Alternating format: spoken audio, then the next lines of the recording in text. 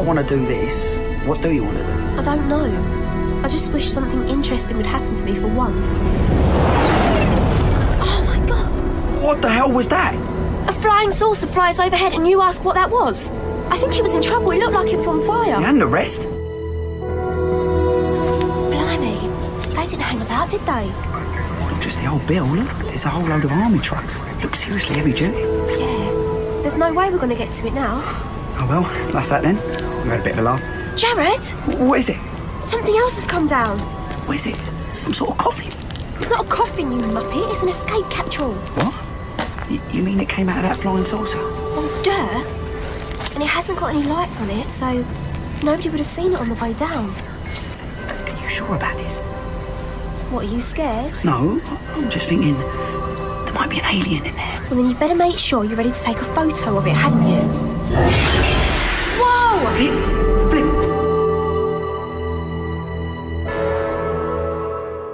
Hi everyone, Tyler's Guide 123 here, and today I am going to be reviewing The Curse of Davros, which is a Dalek story written by Jonathan Morris, and we have another one of those coming out this month, which is We Are the Daleks, which features the Seventh Doctor and Bonnie Langford, aka Mel. But anyway, enough about that. Let's talk about this story instead, which features Colin Baker and Lisa Greenwood as the Doctor and Flip. So, this is basically her first, kind of her introduction story.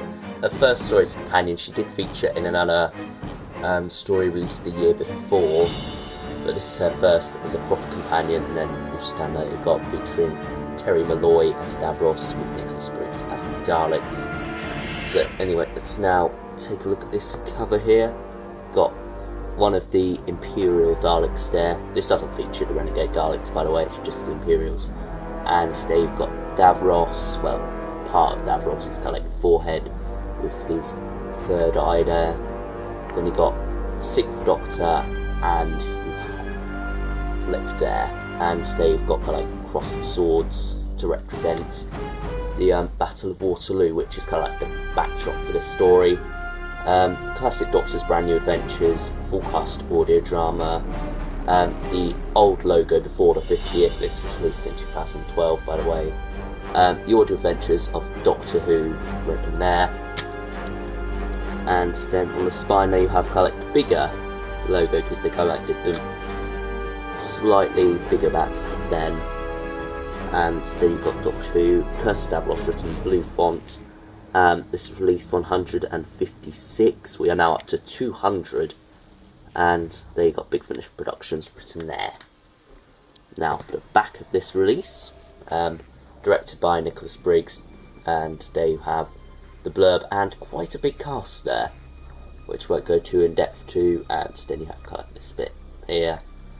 Now then, for the inside, if I could just open this up.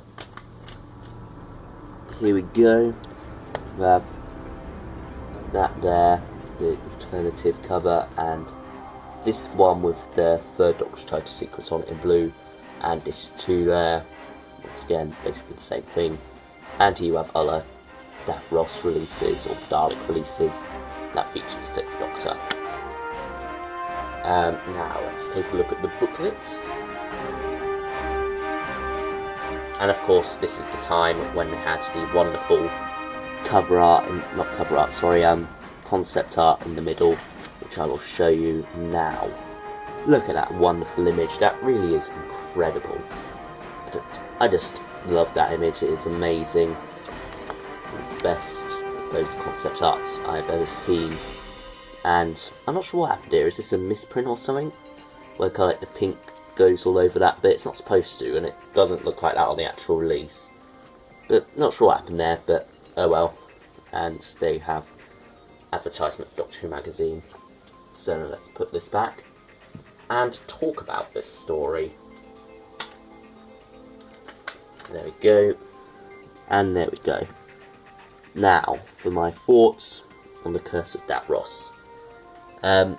In the past, before this release of Big Finish, they tended to go kind of like small-scale, character-based stuff when it came to Davros stories. But this story, Jonathan Morris decided to go big, kind of like epic scale instead, which provided a nice contrast to that, and yeah, it is a big epic story, that I will say.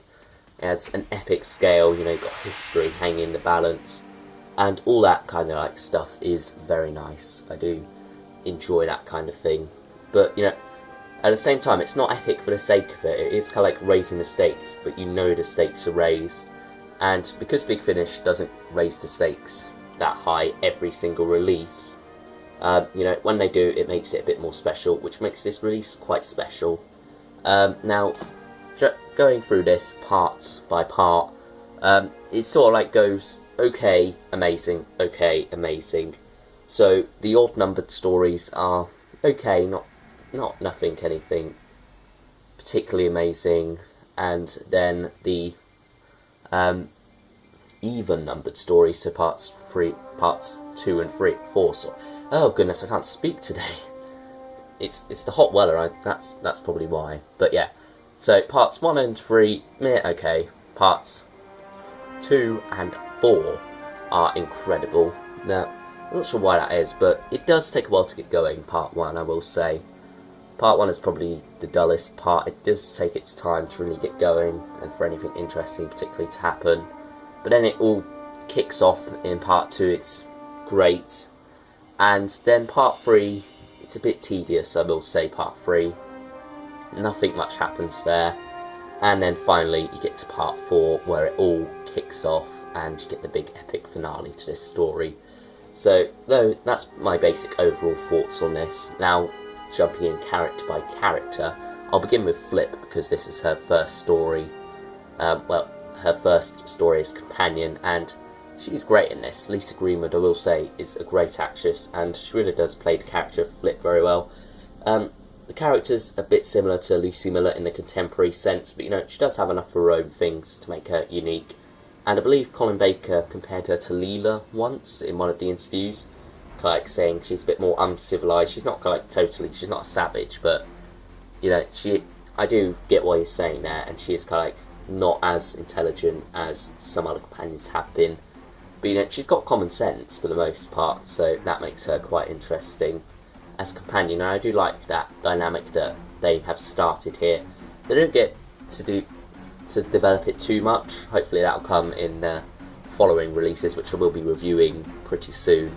So you'll get to find out what I thought of that in a bit. But you know, it starts off quite nice in this. I think the dynamic, and you know, there are other reasons why it doesn't get to develop too much, but I won't go into that because that will go into spoiler territory, and that's not something I'm going to be going into in this review. So anyway, and yeah, that's basically all I've got to say about Flippa's companion. She did get a bit annoying during the second half, I will say. Funnily enough, her boyfriend in this, Jared, I sort of like, during the first half started thinking, oh god, he's really annoying, I really don't like this character too much. And then during the second half I really grew to like him a lot. He was a good character during the second half. Whereas Flip sort of went to the opposite effect, and I didn't hate her by the end of the story or anything. It's just I did find her a bit more annoying towards the end than I did at the start, that I will say. But yeah, Jared, I sort of wish he had become a companion, to be honest, in one way, but at the same time I don't, because it's hard to explain, but I feel the dynamic worked with them three for the short while it was there, and Jared did work as a character on his own as well when he got to go off and do his own thing. I thought he was quite interesting, especially during the second half of the story. But at the same time, I feel if he had continued, he would have probably gone down the same boyfriend route as the new series goes down, with characters such as Rory and Mickey, where they're sort of like relegated to the secondary companion, because you kind of like got that primary secondary companion thing going on, and I feel that would have probably happened in this one as well, which is which makes me glad that he didn't continue on in one sense. But at the same time, I think he would have made a good companion. I think that this companion team could have worked if they avoided going down that route. But anyway, you know, that didn't happen. It was just the Doctor and Flip. That's what we got, and I'm looking forward to finding out how that worked in the upcoming stories. But back to the Curse of Davros, we have, of course, Terry Malloy back as Davros, and he does a wonderful job as Davros here, I will say. and he gets to do some interesting stuff. Can't talk about that, spoilers, but yeah, he does get to do some interesting stuff, as does Colin Baker with their characters, and it is quite interesting, so like different to what they would normally do, and that's all very good. I like that part of the story. The Daleks, it's kind of like a given in these Davros stories that the Daleks kind of like get relegated to the secondary villain, and yeah, this story does suffer from that a bit, but you know, it's called The Curse of Davros, so you can forgive it for focusing on Davros instead of the Daleks. So let's turn this round, see what other characters there are I can go through. Any worthy of note there?